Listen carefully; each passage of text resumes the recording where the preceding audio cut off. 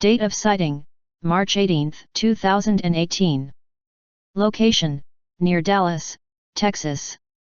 A plane passenger was taking pictures of the rising sun at 6:30 a.m., at the time he did not notice the UFO, but on his way home he noticed in the photos that strange, flaming-looking triangular UFO. Mufon Case File 90852.